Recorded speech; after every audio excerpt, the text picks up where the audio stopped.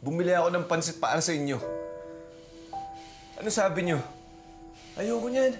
Sawan-sawa na ako sa pansit eh. Hindi niyo nga tinikman yung binigay ko sa inyong pansit. Tapos yung dumating to, itong magaling yung anak, pinakain niyo yung pansit.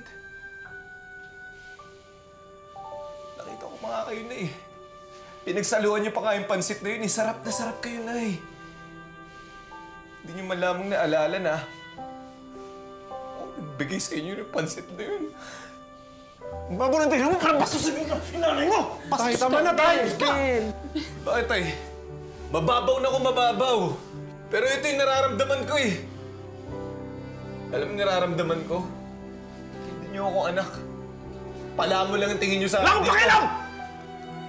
Dahil ito lagi yung nakikita niyo eh.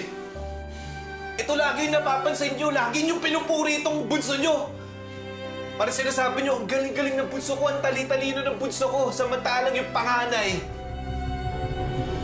Patapon! Ako, patapon! Patapon ako, Nay! Tay, patapon ako!